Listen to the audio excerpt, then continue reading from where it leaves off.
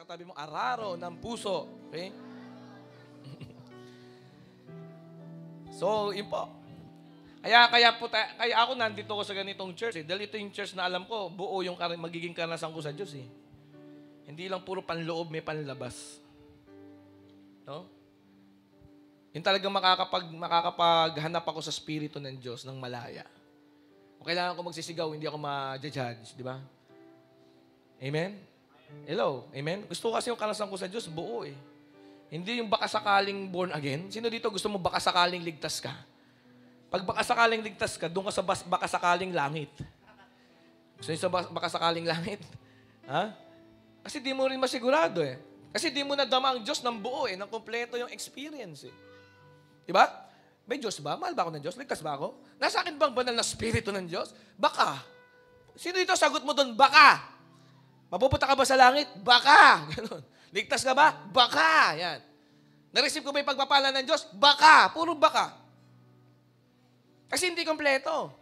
Kompletuhin mo kasi talaga, buong-buo mo bigay ang sarili mo sa Panginoong Diyos. Isip, salita, sa gawa. Espiritu, kaluluwa, katawan. Kompleto ka. Amen? Hindi pwedeng naglilingkod ka sa Panginoon, nasa beer house yung katawan mo. Ha? Naglilingkod ka sa Panginoon, nando ka sa sabungan, yung katawan mo, doon ka nagwo-worship.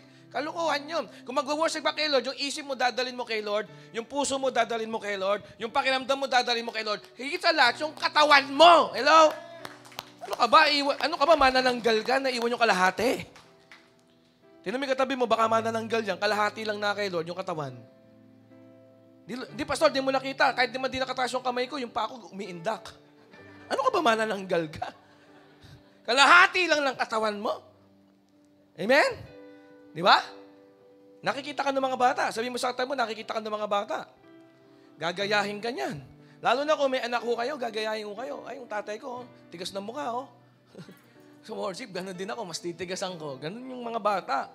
Sa mata ng bata, lahat gagayahin, lahat tama yan. Amen? Ha? Yung tatay ko, nung nakikita ko, sumasamba sa Panginoon. No, si Lolo Bong, noong unang panahon. No? Ayoko niyang patakasin pagka makikinig na salita ng Diyos. Kakandungin ako niyan, tapos maglalaro kami sa Bible niya, mag-SOS kami sa Bible niya, para lang nakastay ako. Amen? So, yung nakita ko sa tatay ko, minultiply ko lang ngayon. So, dinagdagan ko lang, pinadami ko lang yung nakita ko sa tatay, nanay ko. Ngayon, nandito ako sa church, nagtataas ako ng kamay. Nakikita ako ni Bryson, nakikita ako ni Juriel, nakikita ako ni Moose. Di ba? Maganda yung ganun di ba? Yung nakaluhod ka sa Panginoon, tapos yung anak mo, sinasakyan ka sa likod. Yun na maganda. Amen? Amen. Di ba? Kasi nakaluhod ka. Kaysa nakita yung tatay ko, mukhang siga, nasa church, gagayahin ko yun. Titigasan ko rin mukha ko. Ganun gagayahin ng anak mo. Kaya sabi mo sa katabi mo, isa kang leader sa bahay nyo. Kung ano yung pinagagagawa mo, model ka, ehemplo ka. Di ba? Late ka ng 5 minutes, anak mo 15 minutes late. Yung apo mo, di na mag-church. Ganun mangyayari nun. Ha? In Jesus' name, huwag mangyari nawa. Amen? Kaya, ayusin mo. Kaya sabi mo sa katabi mo, mag-ayos ka kay Lord, ha? No, tingnan natin itong verse. Tumayo po tayo lahat. Hosea 10, verse 12, NIRV. Sabi po dito, NIRV.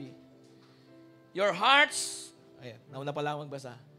Ganda ng translation kasi na yan. Ako, namnamin mo yan. Tapos na yung preaching ko, pag nabasa mo ng may pagnanamnam. Amen? Tapos na. Yan na, yun na husumat total ready na ba kayo? Tama ba yung translation natin? Your hearts, yun ang simula Your hearts. Hosea 10:12. NIRB ba yan? Matindi yan. Ayan. Okay? Ready na po? 1, 2, 3. Basahin natin ng umiintindi. Go. Your hearts are as hard as a field that has not been plowed. If you change your ways, you will produce good crops. So, plant the seeds of doing what is right. Then, you will harvest the fruit of your faithful love. It is time to seek the Lord. When you do, He will come and shower His blessings on you. Sino gusto mag-shower? Amen? Palakpakan natin ang Panginoon. Shower ng blessing. Kami the best na palakpak kay Lord. Amen? Woo! Woo! Hallelujah. Thank you, Lord. Hallelujah. Shower ng blessing, Panginoon. Lord, shower po ng blessing. Shower ng blessing, Lord. This is our time to seek the Lord.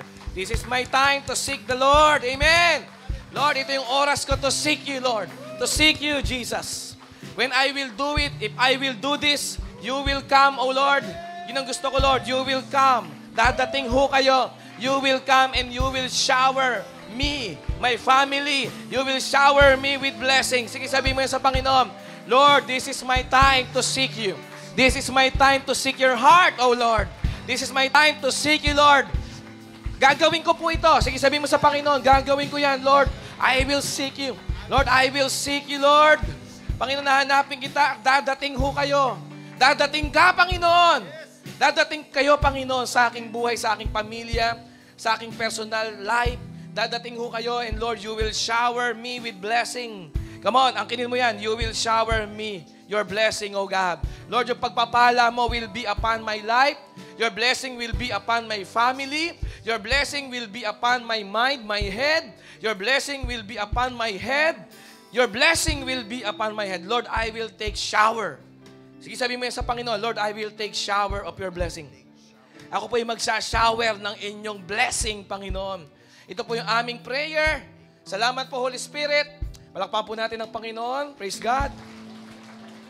Woo! Hallelujah. Shout, woo! Hallelujah. Ayan. Para lang po matutunan natin, amen, makakaupo na po tayo. Tandaan niyo po yun, dapat mayroon tayong ganyang gesture, amen? Mayroon po tayong ganyang manirisim sa ating mga labi, sa ating bibig. No? Woo! Hallelujah. Sabi mo nga, woo! Hallelujah. Yung talaga nakakapaglabas ka talaga ng pagpupuri, nakakapagbuntong hiningang ka kung may bigat. Amen? Kung may pagnagdadaanan, woo! Hallelujah. Amen? Hallelujah. So ngayon po, araruhan ng puso. Sabi mo sa katabi mo, magpapaararo ko ng puso. Ibig sabihin po ng plow, P-L-O, plow. Yun po ang bigas doon, plow. Hindi po plow. Plow. Okay, sabi mo sa katabi mo, plow. Plow. Ibig sabihin ng plow, P-L-O, araro. Araruhan ng puso. No? Plow is a large tool for farming. Yun din po ang tawag sa isang instrumento, isang kagamitan, no? Na ginagamit po ng mga magsasaka para po ang mga lupa na natuyo, natigang, lumamig, no? Na El Nino na lupa ay masimulan na po na ayusin muli, no? Ang great harvest po nagre-require ng great na plantation. Tandaan niyo yan.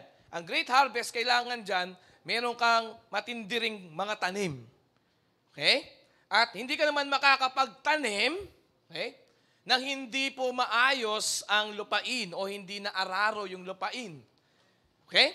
Sa Matthew chapter 13, may kwento si Jesus na yung isang magsasaka, ito yung Diyos Ama, naghahasik siya ng mga binhi, ng mga pangako ng kanyang mga salita. Tapos, may mga binhi ng mga pangako ng kanyang mga salita na napunta po sa lupa na gawa sa semento sa kalsada. Hindi po tumubo doon. Powerful yung binhi, powerful po yung mga salita ng Diyos. Amen ba? Pero kapag ito na itapon sa mga pusong gawa sa semento, napakatigas, mawawala ng saysay ang powerful na binhi. So, ang great harvest kailangan ng binhi na itinanim. At ang binhi kailangan po ng maayos na lupain na kung saan malambot, mamasa-masa, may pataba para tumubo po yung binhi. At yung maayos na lupa na pwede pong lagyan, taniman ng mga binhi na makapangyarihan, kagaya ng mga pangako ng Diyos, kailangan po nito ng puso talaga na naararo. Sabihin mo nga, araro. No? Na-cultivate po yung lupain, yung land, yung ground, yung earth, yung soil. No? So ang farmer po ay minamaneho niya po itong pang-araro. No? Lalo na po sa lugar natin, sa Pilipinas, sa Pampanga, sa Central Luzon, ang mga magsasaka po dito, may mga pang-araro po tayo. Pinapalitan po yung gulong ng kuliglig, ano? yung panggamit sa bukid na makina. No? Pinapalitan po yun ng pang-araro to prepare the soil, the ground, the heart, yung lupa, para ihanda ang lupa. At ang lupa po na kailangang araruhin, ito yung iyong puso. No? So kailangan po dito mga large blade para po yung plow, ma-break talaga yung matitigas na bahagi ng lupa. Yan, lalo na kapag summer, no? Ako po nung bata ako, lagi kaming naglalaro sa bukid, sa likuran ng sementeryo. Yan, dyan, no? Mga kalaro ko, alam nila yan, sina Paring Bok, sina Amboy, no? Sina Atong, yung kapatid ko. Mga bata kaming naglalaro kami dyan, no? Tapos pag summer, yung lupa dyan, napakahirap maglaro kasi tigang na tigang yung lupa. El Nino pa no? Naalala ko, pag may El Nino, nag-crack-crack talaga yung bukid. Kahit magtanim ka doon ng mamahaling buto, hindi tutubo. No? Mahuhulog lang doon sa crack. Alala mangyayari. So, ang paraan mo lang talaga para po maararo mo uli yung lupa na tumigas, yung lupa na talagang natuyo, at yung lupa na lumamig, no? Yan po yung puso ng tao. Tandaan niyo po, ang puso ng tao, pwedeng lumamig sa Diyos, pwedeng tumigas ang puso ng tao sa Diyos, at pwede pong lumamig ang puso ng tao sa Diyos. Matuyo ang puso. Tatlo po yan no? Pwedeng ang puso ng tao po ay maging hard, maging cold sa Diyos, at maging dry sa Diyos. Yan ang pwedeng mangyari sa puso ng tao kapag hindi po naararo. Kapag hindi po nadaanan ng mga malalaking blade, no? Ng kuliglig. Kuliglig ba tawag doon? Ng trailer ba yan? Treasure, no? Ha? Pagka po ang puso ng tao ay matigas, kapag po ang lupa ay matigas, no? Ang soil matigas, matuyo, at malamig. Yan. Tandaan niyo po yan. Hard, dry, and cold na soil. Kahit po powerful ang seed, hindi po maitatanim ang seed, hindi tutubo ang seed, at hindi magkakaroon ng great harvest. Yun ang mangyayari doon. Ito po ay illustration lang ng kalagayan ng puso ng tao. Kaya po mahalaga, i-check natin yung ating puso. Di ba? Kaya magandang prayer yung, Father, we love you. Please be careful with my heart. No, yung puso mo, mabantayan. Amen? No? Proverbs 4, verse 23, ang sabi po dyan, sa Proverbs 4, verse 23, Amplified, watch over your heart with all diligence. Watch over your heart with all diligence. For from it flow. Sabi mo nga, flow. Yan naman yung isa pang uri ng flow. F-L-O, flow yan. For from it flow the springs of life. So, kung ang puso po ng tao hindi nababantayan, dapat para ka magsasaka, ang puso po ay heart sa English. The same word po kung saan nagmula yung salitang earth. Planet earth. Soil na mula sa earth. So, kaya po, ang puso sa Bible, mas madali mong magigets patungkol po yan sa lupa. Kagaya nga po sa Matthew 13, ganyan yung kwento ni Jesus. Ang God the Father, naghahasik ng seed. At ang seed, ito yung powerful word of promise ni Lord. I-bless ka ni Lord. He will make your name great. Amen? Gagawin kanyang blessing sa ibang pamilya. Amen? Pero hindi tumutubo, hindi mo ma-claim yon. Hindi mo ma-explain sa sarili mo bakit hindi mo mapapaniwalaan yon. Kasi nga, ang totoo doon, ang puso baka hard, baka dry, at baka cold.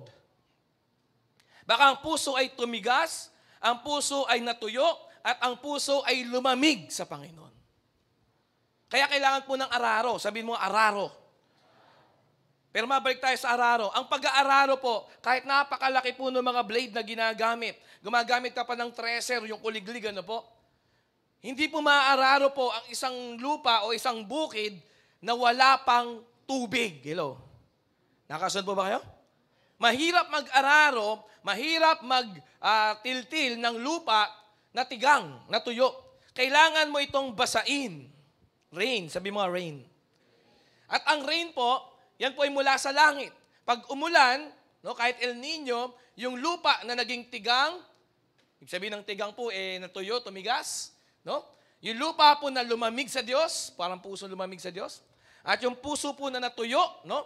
Pagka po naulanan niya ng presensya ng Panginoon, amen, ha? Pwede mo na uling araruhin yun. Pero pag walang ulan mula sa langit, pwede po tayong lumapit sa irrigation system. Amen? NIA, di ba? Mayroon tayong National Irrigation Authority, di ba? No? Siya ang nasusunod, siya ang authority para yung pong mga bukid ng mga pinitak na nasa kalagitnaan po ng kapatagan, malagyan pa rin po ng tubig kahit walang ulan. Nakikita niyo po ba yun? Irrigation system. Kung walang rain, dapat may irrigation system. Dapat konektado ka sa irrigation system. Dapat yung bukid mo, yung pinitak mo, talaga pong konektado sa irrigation system ng gobyerno.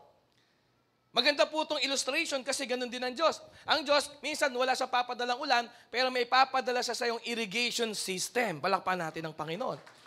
Yan po yung system ng consolidation, yan yung system ng evangelism, yan yung system ng cell group, yan yung system ng discipleship, yan yung system ng equipping natin sa church, yan yung system po ng ating training sa church, yan po yung system po ng ating leadership development, yung ating PID, yan po yung mga system ng ating mentoring, coaching, women's conference na malapit na. May mga ganyan pong irrigation system si Lord. Palakpakan natin si Lord kung nagigets natin. Kailangan mo lang gawin, kumunek ka. Pag hindi ka mababasa. Kahit araruin ka, masasaktan ka lang. Hello? So tingnan po natin ang nangyari sa buhay po ng isang tao na si David. Alala niyo po yung verse natin last Sunday. I just want to recite that verse, Psalms 19 verse 14, kasi ganda po nito eh. Let the word of my mouth and the meditation of my heart be acceptable and pleasing in your sight, O Lord, my firm, immovable rock, and my Redeemer. Dapat po ganun lagi. Parang nakacheck lagi yung heart mo. Nakacheck lagi yung bibig mo. Lord, every minute pwede yun. Every moment pwede mo i-check. Sabi mo sa tabi mo, pwede mo i-check anytime. Dapat po ganito yung ating isipan palagi. Na Lord, dapat po yung puso ko, lahat ng mga inuunawa, lahat ng mga tinatangkilik, lahat po ng iniisip ng aking puso, dapat po acceptable and pleasing sa iyong paningin, o aking Panginoon. Amen. So may ganito po sa Bible, isa pong tao na talagang naging hari, pangalawang hari ng Israel, si David. And one day, si David po ay, nandun na po siya sa pinaka golden era ng kanyang kaharian, na kung saan ang tagumpay po nila sa digmaan ay sunod-sunod, wala silang talo. Si David po ay merong 33 na mga magigiting na general na yun na lumalaban sa digmaan noong panahon na ito. No? So, oras na po ng digmaan kung saan magko-conquest ang mga hari at lagi namang panalo dito si Haring David. Sabi mo nga, Haring David? Ngayon po, sabi ni David, okay, mga general, 33 general niya, matitindi talaga yan. No? Isa sa general po niya ay si Joab, isa sa general po niya ay si Lion Chaser. No po? Yan po yun. Ano? Maraming general si David. Sabi ni David, kayo mga general ko, kayo ang lumaban sa war. Sabi niya. At ako, dito lang ako sa aking kastilyo. Yan, sabi ni David. So nasa digmaan po, yung kanya mga general, tapos si David po umakyat po sa bubong ng kanya pong kastilyo. Siguro meron siyang biranda doon. Kaya sabi mo sa katabi mo, mag-iingat ka sa bubong. Ha? So pag dating po ni David sa bubong, ay nakakita po siya ng naliligong babae. Kasi mataas po yung kanyang kastilyo, siguro mga 7th floor yung taas. Tapos, sa linaw ng mata ni David, nakita niya may naliligong babae. Pangalan po na naliligong Eva, si Bathsheba. Kaya po Bathsheba, Eva na nagte-take a bath. Bathsheba. Amen. So nakita niya si Bathsheba. Woo! Napaganon siya. Sexy, sabi niya. No? So nakita niya. So sa madaling salita po ay nagustuhan niya, nagka-crush siya, no? Pinatawag niya. Tapos po, may nangyari sa kanila. No? Nagkaroon po siya ng affair, si David. Tapos po nabuntis niya si Bathsheba. No? Kasi po noong unang panahon sa mga lupain po ng mga Jewish people, yung kanila pong bahay talagang yung ano po niyan, yung typical kang mamamayan sa Juda, sa Israel, yung bubong mo talaga may square na butas, no? So doon nasilip si Bathsheba. Okay? So ngayon po si Bathsheba nabuntis, yung pala may asawa na si Bathsheba. At isa po sa asawa ni Bathsheba ay si Uriah. Sabi mo nga, Uriah. No? At nangyari po dito, si Uriah pala, isa sa mga magagaling na sundalo ni David na nandun sa digmaan. So nung nalaman ni David, paglipas na ilang mga buwan, na nag-pregnancy test po si Bathsheba, positive, 3 linya, amen? Hindi, 2 lang, amen?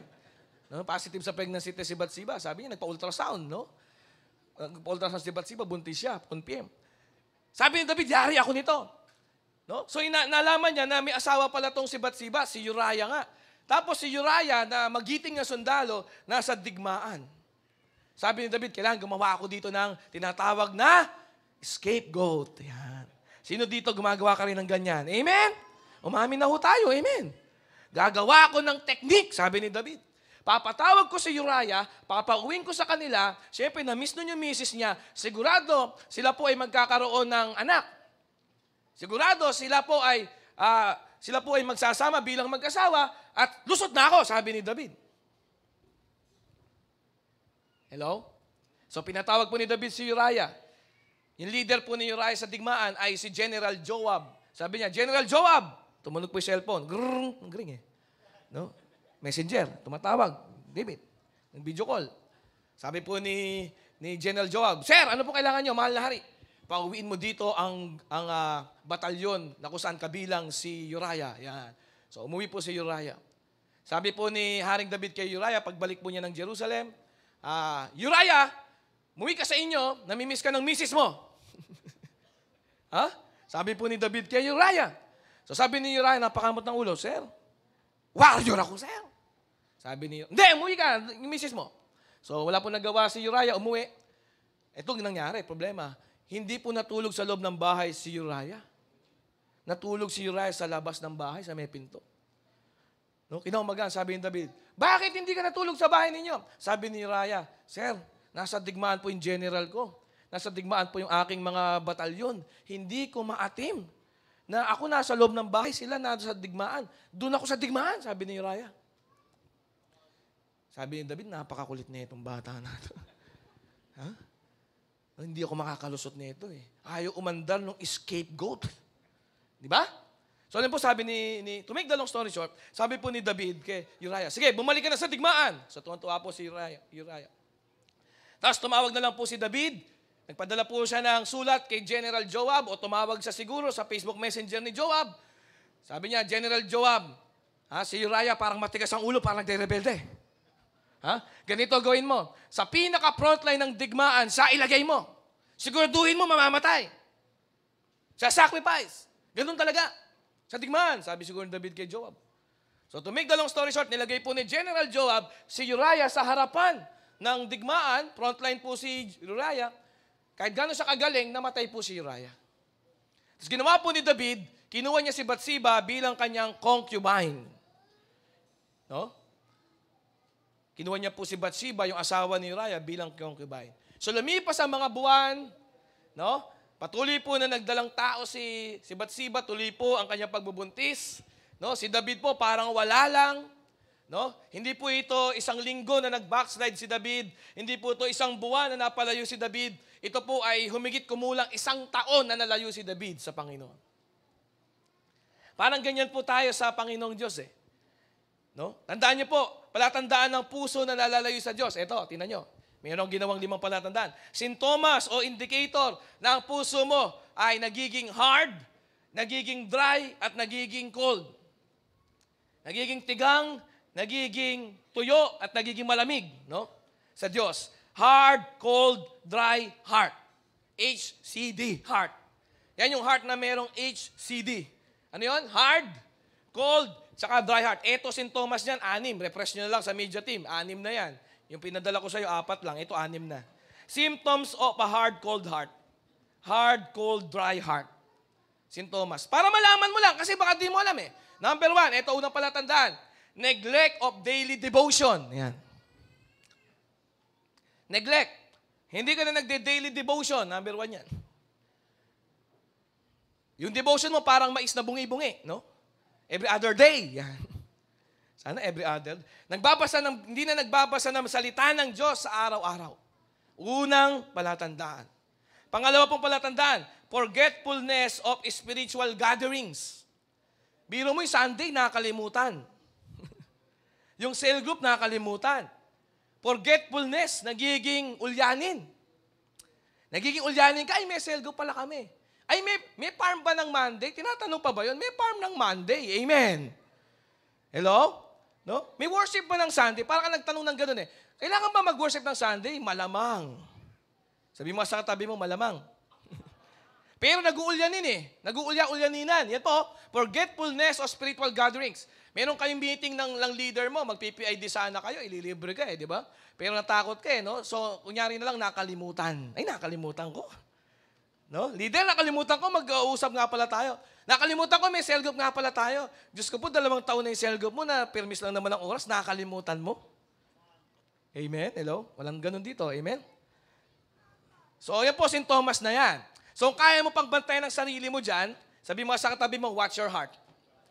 No, Proverbs 4:23 yan. Watch over your heart with all diligence. Sipagan mong bantayan ang sarili mo, baka may ganyan ka mga sintomas. Forgetfulness ng spiritual gathering. Number 3, eto na, devaluation of covenant relationship.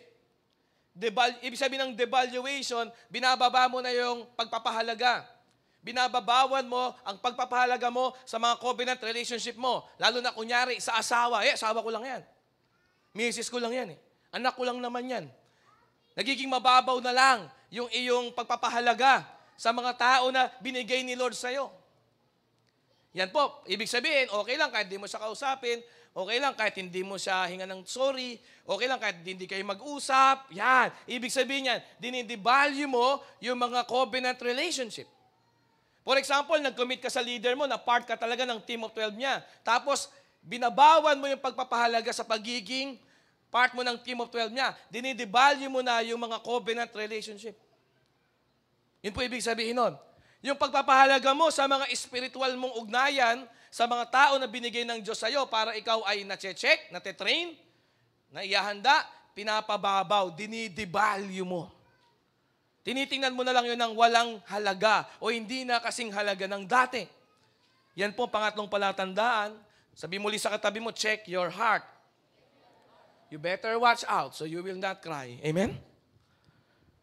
No? So unti-unti parang okay lang sa'yo kahit hindi kayo magkita ng cell leader mo. Okay lang sa'yo kahit hindi kayo magkita ng network leader mo. Kasi hindi mo siya nakikitang someone na covenant relationship. Nakikita mo siya as friend. Hello? Pang-apat po na sintomas ng hard, cold, dry heart. Shallowing of view of God's plan and vision. Yung vision ni Lord, Glorious City, wala yan, mababaw lang yan. Shallow na sa'yo. Pag tinitingnan mo sa isip mo yung God's plan, okay, ganoon na lang. No? Hindi ka na excited. Sino dito excited ka pa sa plano ni Lord, sa buong Candaba? Woo! Sigaw ng excited. Amen! Woo! Hallelujah, I'm excited. Sabihin mo, I'm excited. So kaso, pag sintomas mo ng puso mo malamig, wala na. Wala nang dating sa'yo. Hindi ko lang ma-English yung walang dating eh. Ano ba English na walang dating? Walang dating sa'yo ang God's plan. God's plan na maligtas ang mga taga-Baliwag, ang mga taga-San Rafael, ang mga Bulakenyo, maligtas ang mga Candabawenyo. Ikaw tutulog-tulog ka lang. Okay. Okay.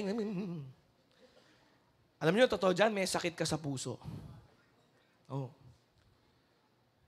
May sakit ka sa puso. Okay? Palatandaan yan. Sintomas po yan sa Tagalog ng may sakit sa puso. Spiritual. Hard, cold, dry heart. Number 5, stiffness. Yan na, in time of praise and worship. Stiffness, ibig sabihin ng stiffness, yun na nga. Stiff neck, stiff kilikili, stiff tuhod, stiff hands. Lahat ng stiff. Di ba pag may stiff neck ka, di mo magalaw neck mo? Ganon din pag may stiff hands ka. Di mo magalaw yung hands mo sa praise and worship. Ha? Hindi na po stiff neck eh. Meron ding stiff tuhod, stiff knee, yan. Stiff knee, stiff armpit. No? Yung kilikili mo, merong stiff neck. Parang nagkaroon ka ng neck sa kilikili, tapos na stiff neck. Amen? Amen? Yun po yung pang-5, di mo na mataas yung kamay mo. Di mo na mailuhod tuhod mo. Di ka na matouch nung worship, di ba? Si Hannah na kumakanta, di ka pa natatouch. Ano yung pagalingan tayo? Di ba? Amen. No? Bakit nung wala pa si Hannah, mag-worship ka, nakarating ka sa langit? Amen? Ngayon, nandito si Hannah, ayan na. Hello, may tabo ba dito? Come on. Hindi tayo air condition, nakakapag-worship ka, humuhulas ka. Amen? Naalala nyo, nandun tayo sa Sitio 3, kina Ma'am Oma. Grabe, hindi pa tiles. Pag lumuhod ka, talaga iiyak ka eh. yung tuhod ko, Lord. Pag tayo mo, puti yung tuhod mo eh. Amen? No? Pag napatagal ka ng pagpe-pray mo doon, malilingon ka, may kambing eh. Kambing ni Tata Bobe, nandun. Napunta ron. Amen? Amen? Sino dito naabutan nyo yan? Alam mo kung paano ka mag-worship dati? Diyos ko po, kahit umuhulas ka, naka-jacket ka. Amen? Hello, may tao po ba dito? Kaso pag tinamaan ka ng stiff neck, hindi sa stiff neck, nagka-stiff neck ka sa kilikili. Nagka-stiff neck ka sa tuhod. Ba't nang gaganoon? Ha? Dati kahit komplikado nung kanta, nakakanta mo eh. Di ba yung Scandal of Grace? Diyos ko po, nakakanta mo dati Scandal of Grace. Ang lalim nun. Eh ngayon yung simpleng kanta na maglilingkod, mahal na mahal, di mo na makanta. Yan, palatan. Sabi mo sa tabi mo, St. Thomas yan. Ha? No? Then, ito number 6, ito na, prayerlessness. Yan na po ang patunay ng kayabangan, prayerlessness. Ang kayabangan, di mo makikita sa mga buladas ng bibig. Ang mayabang yan, magsalita, mahangin, di ba? Bibiling ko ang lupain, di ba? No? Magkano sweldo nyo doon? Doon, Jess, ganon. Di ba? Ganon, di ba? Bibigyan ka ng mga gamit, nabubulukan ako sa yan. Yung ganong kayabangan, ano na lang yun, epekto. Pero tunay na kayabangan, hindi ka nagpe-pray. Hello? Ang kayabangan, pag hindi ka na nakadepende kay Lord. Amen? Kaya mo na umasenso sa buhay, sa karir mo, sa profession mo, na hindi ka dumulog at humingi ng tulong sa panalangin sa Diyos? Yun ang tunay na kahambugan. Hello? So ano po ang mangyayari sa'yo kapag tinuloy-tuloy mo? So yun po yung 6 na sintomas. Pag tinuloy mo yan, tinolerate mo, hinayaan mo, di ka naggamot, di ka nagpagamot, di ka pumunta sa doktor, di ka lumapit sa manggagamot, ano mangyayari? Ano magiging effect ng hard, cold, dry heart? Makita po natin ito sa buhay nga ni David. Ha? Una po, ito, magiging selfish ka. Letter A. Magiging selfish ka. Letter B, magiging dull ka sa making sound decision. Ibig sabihin ng letter B, pag gumawa ka ng desisyon, wala na sa hulog. Huh? Ibig sabihin, pumurol ka sa paggawa ng matalas at tamang maayos sana na desisyon. Pumupurol yung decision making. Biro mo, digmaan ng king, wala ka. Ganun po si David eh.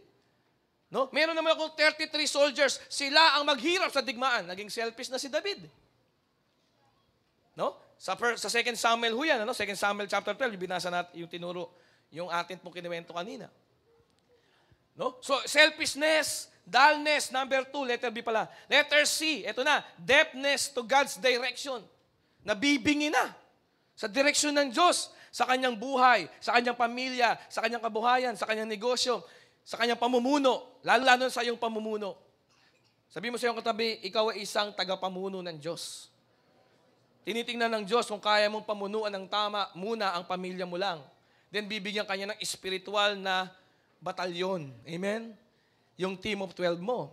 Pero bago kanya bigyan ng team of 12, ayusin mo muna yung pamilya mo. Kailangan pamunuan mo ng tama. Kaso, pag ang puso mo tinutuloy mong hard, cold, and dry kay Lord, yun na. No? Hindi ka na makagawa ng tamang desisyon, hindi mo na makita, nabibingi ka, hindi mo na marinig ang boses ng Diyos.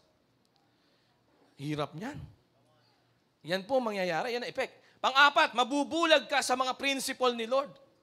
Principle ni Lord, wag mong kukunin yung hindi sa'yo, 10 Commandments yan. Amen?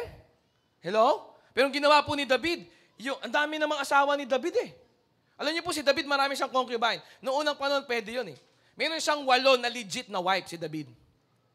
Ha? Pero po, nakita pa niya si Bathsheba, kinuha pa niya.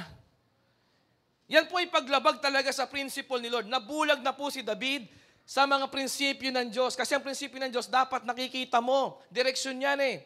No? Yan po mga signboard dyan, yung principle ni Lord, para makarating ka sa magandang future. Kaso po, nabulag na si David.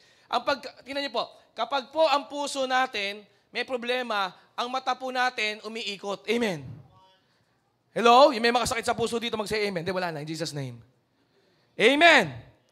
Okay, aralin niyo po, yung literal na physical na biological mong heart, pag may problema ka sa heart, nahihilo ka.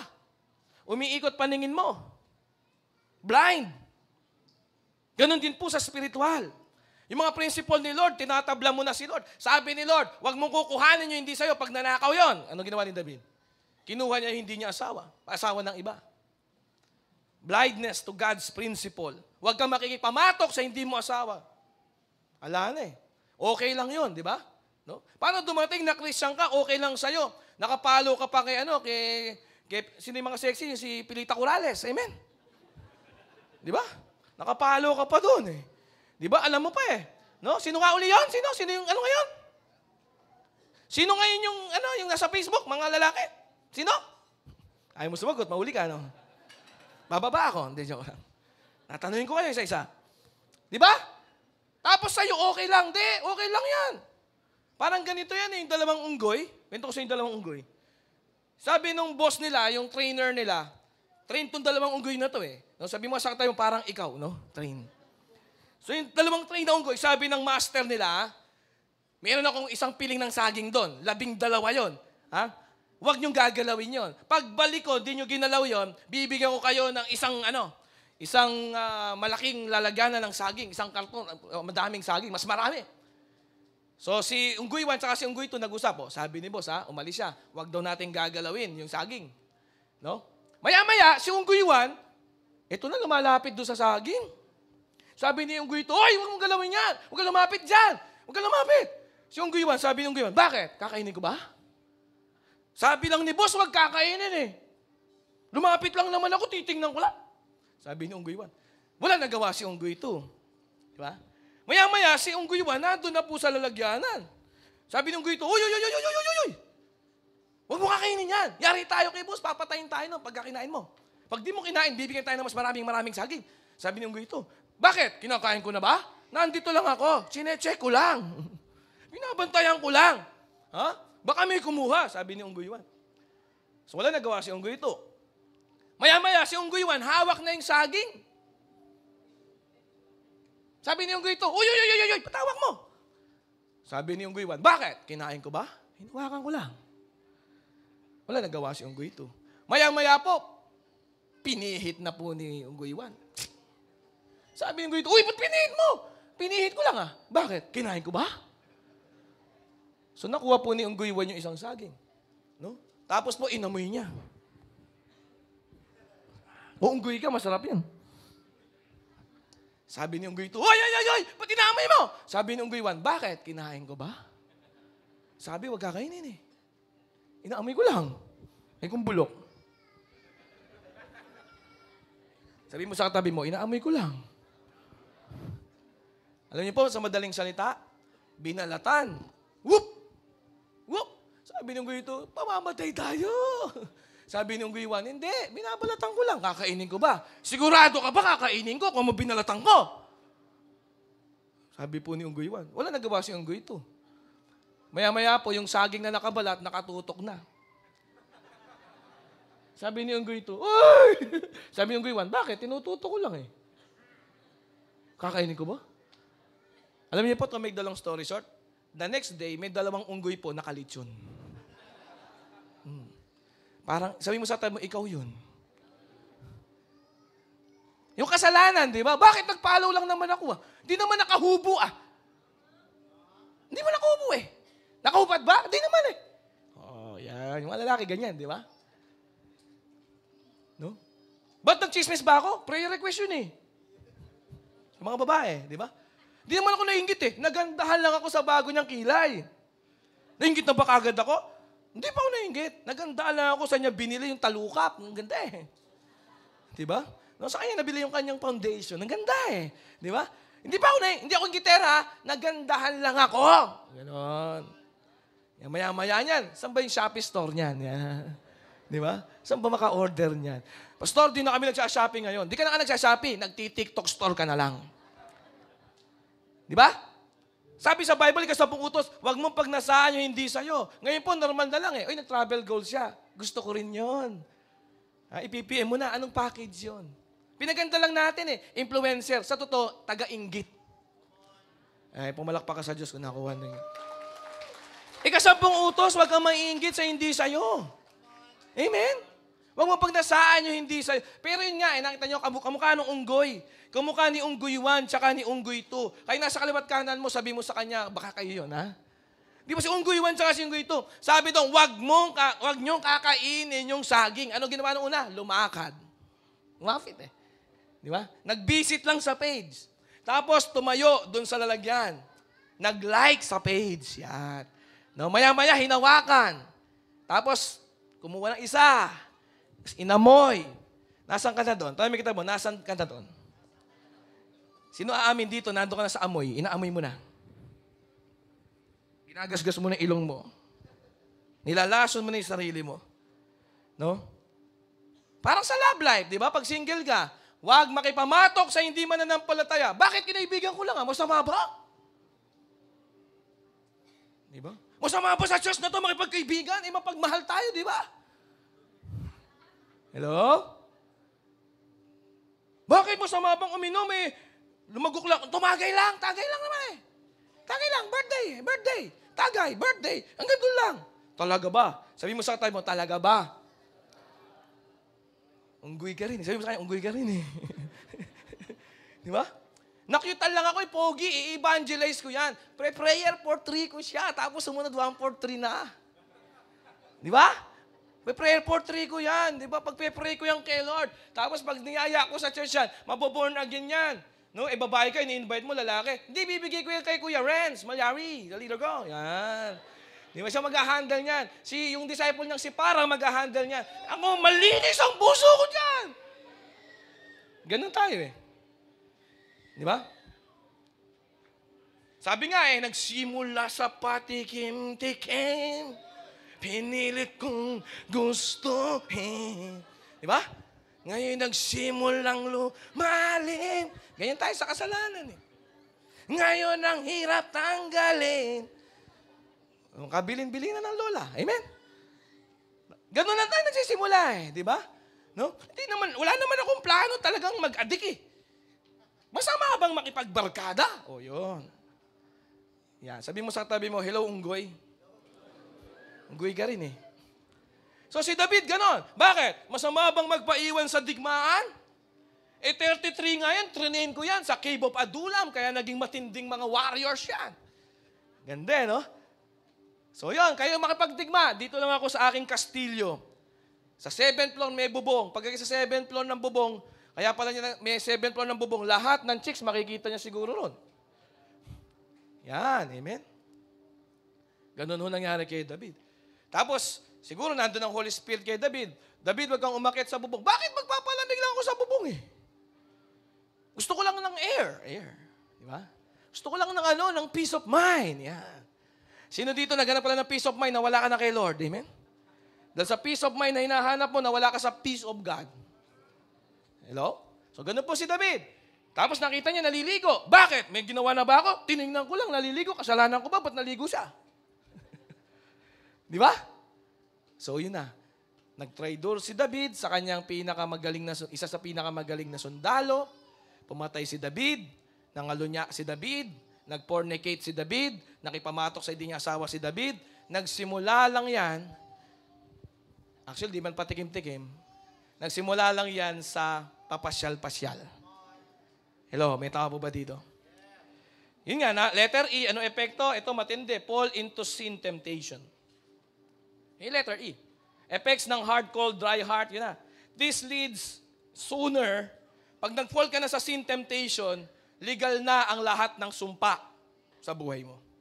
Lahat ng sumpa may karapatan na ngayon na sirain ka, ang pamilya mo, ang kabuhayan mo, ang kalusugan mo, ang finances mo, at higit sa lahat, ang personal mong integridad. Tandaan yung kasalanan, ang legit, authentic. No? Yan po yung valid. May karapatan ang kasalanan na patayin ka, wasakin ka, pagnakawan ka. Bakit? Kasi ang kasalanan po ang nagbibigay ng valid na karapatan, ang kadiliman para patayin ka, wasakin ka, sirain ang pamilya mo, ang finances mo, ang future mo. At pinakamatindi dito, soon, your personal integrity. Hallelujah. Sabi mo sa tabi mo, hallelujah. So yan po nangyari kay David. Palapahan po natin ang Panginoon. Ano nangyari kay David? Ano nangyari kay David? No? Actually, namatay yung anak niya kay Bathsheba. Ano nangyari kay David? Dahil doon, nagkaroon po ng division sa kingdom ng Israel. Sa panahon ni David, isa lang yung 12 tribes of Israel. Pero after po noon, nagkaroon na po ng divided kingdom. Nagkaroon na po ng kingdom po si Jeroboam tsaka si Solomon. Parehas na anak ni David, nag-away. Si Solomon tsaka si Jeroboam. Nahati po yung kingdom ng Israel. Nagkaroon po ng Judah tsaka Israel. Ganun po nangyari. Kaya nakita niyo po yung sin temptation, meron niyang effect. Meron po yung consequence. No? Malaya kang pumili at gawin ang lahat ng gusto mo, pero sa consequence, wala kang kawala. Wala kang kawala sa consequence. Inuna mo yung sarili mo, may consequence. Hindi ka nakinig kay Lord, sa principle ni Lord, may consequence. It's your choice, but you are free to choose, but yung consequence ng pinili mo, wala kang kawala. Ngayon po, ano nangyari po dito sa oras na ito? No, hindi hinayaan ni Lord. Sabi mo sa tayo mo, hindi kahayaan ni Lord na tuluyang masira. Palakpakan po natin ang ating Panginoon. Ito po nangyari. Tingnan niyo po yung nangyari dito. The Lord sent Prophet Nathan to David. 2 Samuel 12 verse 1. Ito ginawa po ng Panginoon. Nagpadala po si Lord ng propeta para kay David.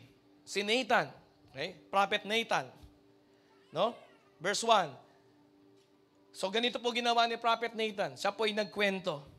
Sabi po ni Prophet Nathan kay David, kay Haring David, mahal na hari, pinadala ko ni Yahweh dito para sa inyo. Sabi po ni Propeta Nathan. At ang sabi niya, ito pinapasabi ni Yahweh sa iyo, isa po siyang kwento, mahal na hari. Meron pong 2 lalaki sa isang bayan. Yung isa po ay mayaman at yung isa po ay mahirap, mahal na hari.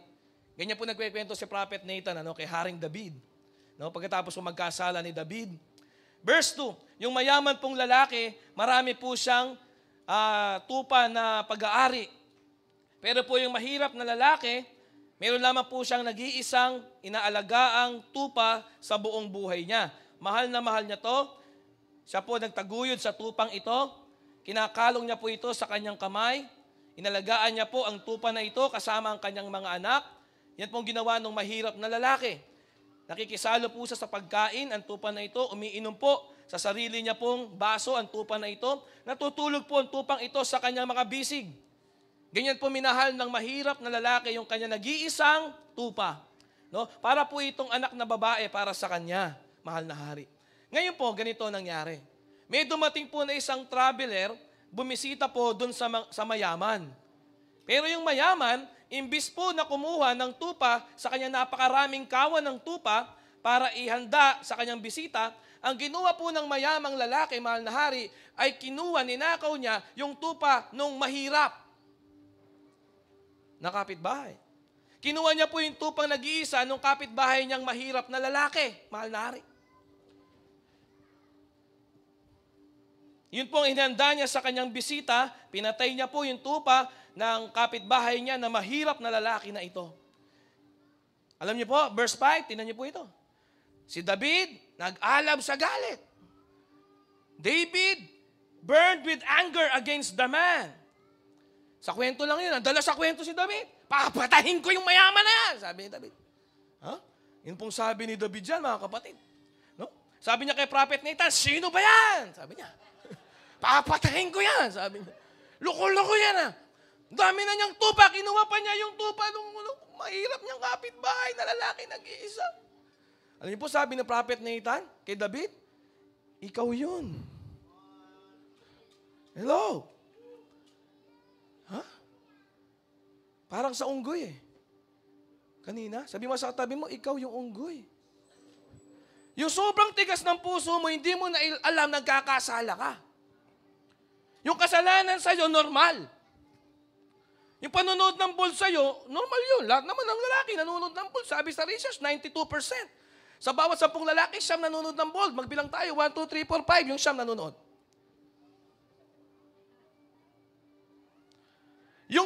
Yung kasalanan na dapat nakakasakit sa puso ng Diyos, na nakakasakit din dapat sa'yo, hindi ka na sensitive.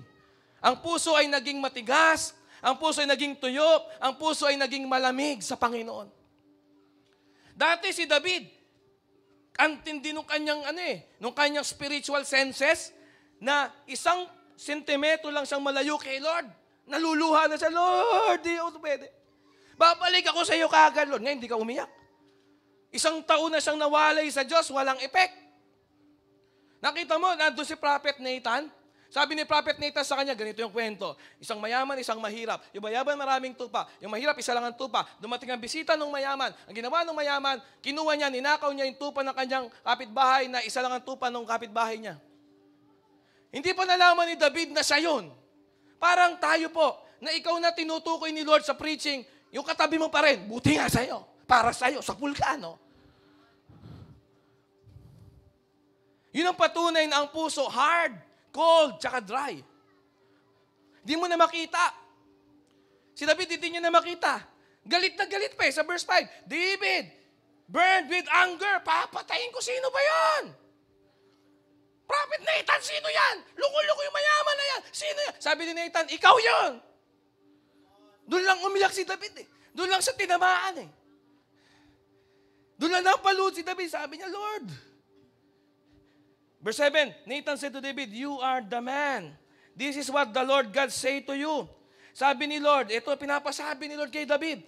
David, ito sabi ng God of Israel kay David, David, I anointed you king over Israel. And I delivered you from the hand of King Saul. I gave you your master's house to you and your master's wives. Binigay ko sa iyo mga kamay. Binigay ko sa iyo ang mga asawa ng iyong master. I gave you all Israel and Judah.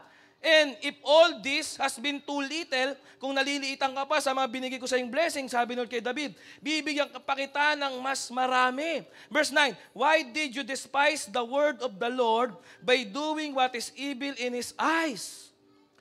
Pinatay mo si Uriah the Hittite with the sword and took his wife to be your own. You killed him with the sword of the Ammonites. David, binigay ko sa iyo lahat, sabi ni Lord. Bless kita. Mula sa sabsaban, tagapagbantay ng tupa, tagapag-alaga ng tupa ng iba, binless kita, pinayaman kita, pinasenso kita. Ngayon, kung kulang pa yun sa'yo, ang dami ko pang ibibigay na blessing sa'yo. Pero bakit ka nagkasala? Bakit ka nag-take advantage? Ba't mo kinuha yung hindi mo pag-aari? Ba't ka nagnanakaw? Ba't ka nangangalunya, David? Yun ang sabi ni Lord.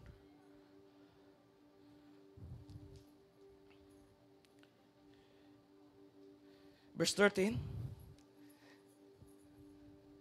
Then David said to Nathan, I have sinned against the Lord. Yun ang maganda. Umamin na. Kasala ako kay Lord. 1 year. The Lord has taken away. Ito maganda. Then Nathan replied, the Lord has taken away your sin. Dahil umamin ka, si Lord pinapatawad ka na, you are not going to die. Sabi mo sa tabi mo, you are not going to die. Pero may consequence. Verse 14, but because by doing this, you have shown utter contempt for the Lord, the son born to you will die. Yung anak mo kay Bathsheba, yun ang mamamatay. Alam niyo po, si David, 1 year, masaya pa rin kahit nagkakasala siya. Bago po siya i-confront ni Prophet Nathan, masaya pa siya. Okay lang, natago niya yung kasalanan niya. Tinago niya yan eh. No? He did it in secret. Sabi ni Lord, verse 12, I'm going back to the verse 12. 2 Samuel 2:12, verse 12. You did it in secret, but I will do this thing in broad daylight before Israel. Tindi yan, mga kapatid.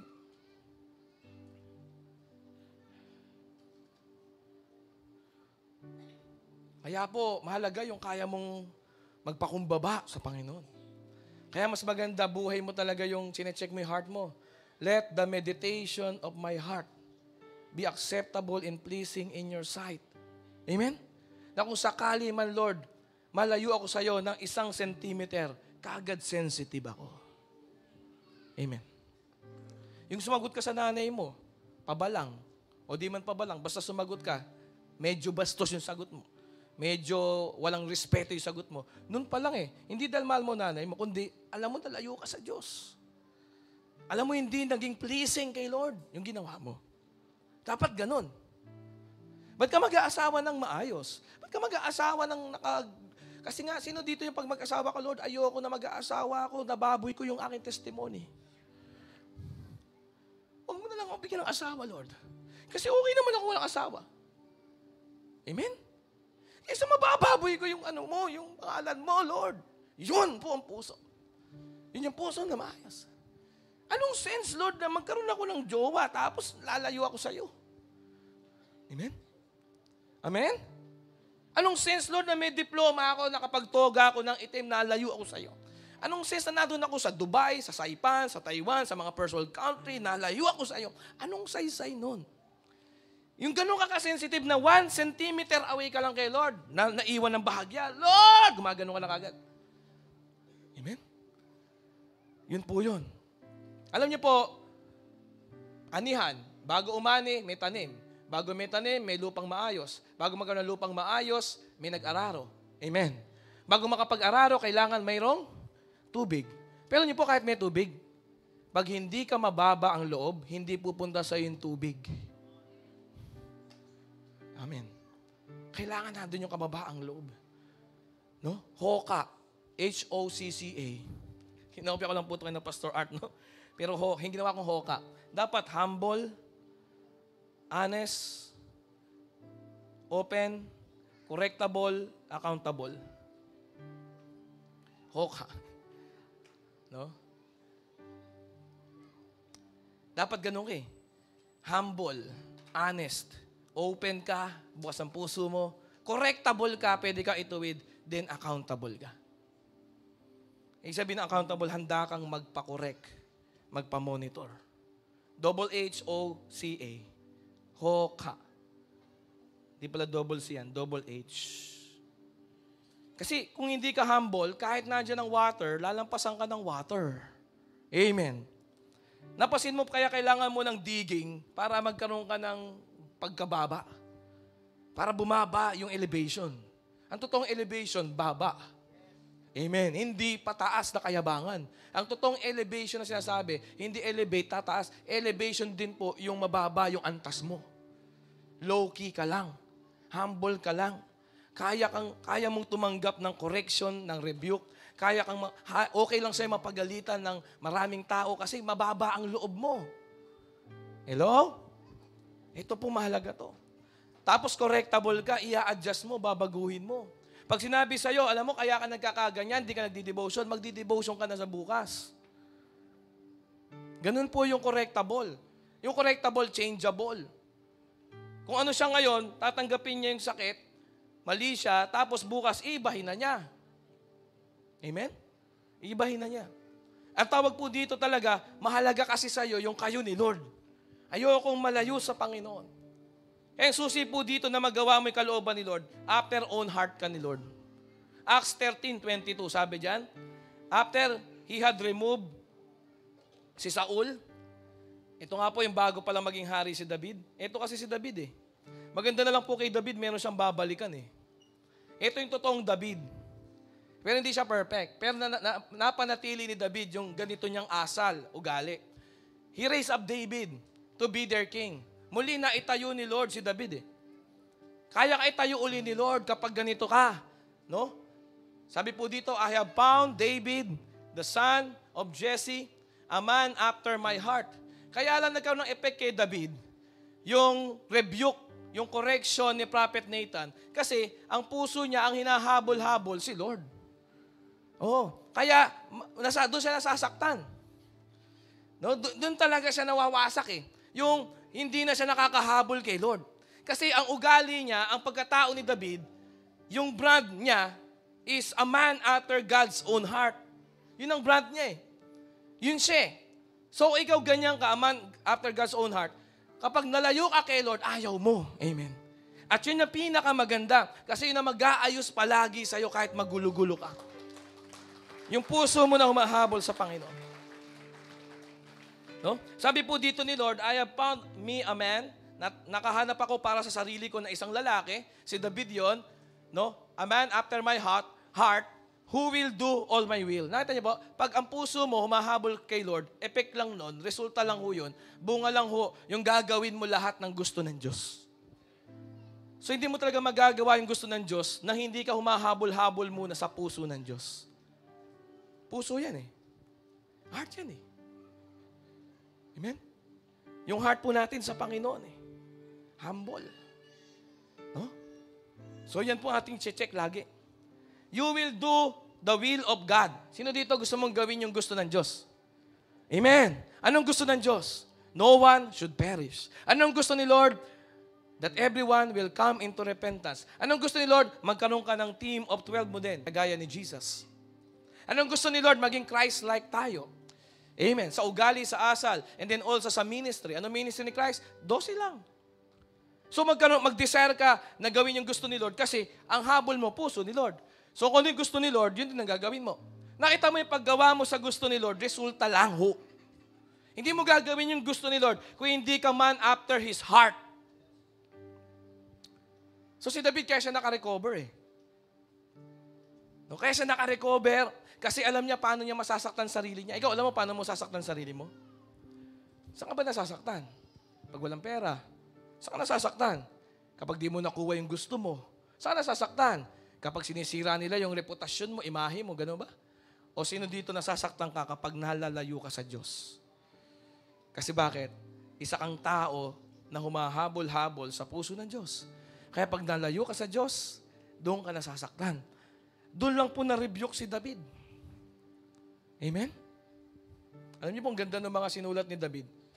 Alam niyo po, nag-journal uli si David. Sinulat niya yun sa Psalms 51. Kasi po yung journal ni David hanggang Psalms 50 lang eh. Kasi nagbatsiba na siya eh. Hanggang Psalms 50. Pero nagkaroon ng Psalms chapter 51 at nagkaroon pa na hanggang Psalms 150, another 100 chapter. Alam niyo bakit? Kasi bumalik sa pagjo-journal si David. Palakpakan mo si Lord kung nakuha mo yun. Kaya nang babasahin natin. Ito yung journal ni David na pagkatapos niyang tanggapin yung sakit ng correction, tanggapin yung confrontation na totoong ginawa niya. Mahalaga may mga prophet Nathan. Yung kahit hindi, imagine mo si prophet Nathan, no? Paano nalaman ni Nathan yung mga ginawa ni David na secret? Kasi ganun ang mga prophet eh. No? So after po natanggapin ni David yung rebuke, ito yung kanyang sinulat. Babasahin ko po sa inyo. Tagalog ko na babasahin. Psalms 51. Doon ko na lang po babasahin sa verse 16. Tagalog. Ito yung sabi ni David. Ito yung journal ni David after niyang tanggapin ang correction, confrontation. Dahil siya po ay humble, siya ay honest, siya ay nag-o-open na ng heart, siya ay ready magpa-correct at ready maging accountable uli. Ito yung kanya naging journal. Sino dito magkakaroon ka na ngayon ng Psalms 51 mo? Balik journal. Amen. Pastor, paano naging journal yon? Kaya nga naisulat. Si David nagsulat po nito, Psalms 51. Dapat ang book of Psalms hanggang 50 lang, chapter 50. 50. Pero imagine mo, naging hanggang Psalms 150, additional 100 chapters, kasi merong bumalik. Ibig sabihin po nun, kung sino ka dati bago ka mag-backslide, nag-backslide ka, pagbalik mo kay Lord, mas matindi gagawin mo kay Lord. Oh, dodoblehin mo. No, hindi pa nagkakasala si David, 50 chapters lang ang Psalms. Hindi lahat siya nagsulat, no? Pero mostly siya nagsulat. Siya lang nagko-collect, no? Hanggang 50 lang. Nalayo sa Diyos, nag-backslide, almost mahigit 1 taon siyang nanlamig. Pero ni-rebuke siya, bumalik siya. Sinimulan niya uli, tinuloy niya eh. Kaya sabi mo sa tabi mo, ituloy mo lang. Nakita mo naging chapter 51, hindi chapter 1 uli. Chapter 51. Sabi mo sa tabi mo, ituloy mo. Ituloy mo lang, amen? Ituloy mo yung story, ituloy mo yung journey. Isama mo talaga sa kwento yung nagloko ka. Isama mo sa kwento yung nalayo ka. Isama mo sa kwento yung nag-backslide ka. Isama mo sa kwento yung nalamig ka talaga sa Diyos. Tumigas ang puso mo. Naging tuyo ang puso mo. Isama mo yon. Kasi maraming mabe-bless doon. Ito sinulat niya, verse 16. Sabi ni David, sa Panginoon to, hindi mo na nais ang mga handog. Di ka nalulugod sa haing sinunog. Sabi ni David. Sabi niya sa Diyos. Verse 17, ang handog ko, O Diyos, ito na itinatanggap ng Diyos. Ang handog ko, O Diyos, na karapat dapat, ano na daw po, dapat na handog? Ay ang pakumbabat pusong mapagtapat. Ang handog na hinahanap mo, Panginoon, hindi pera, hindi material lamang. Hindi mo natatanggapin yung handog na natupang sinunog. Ang handog na tatanggapin ni Lord, pusong mapagpakumbaba at pusong tapat. Hello, may tao ba dito?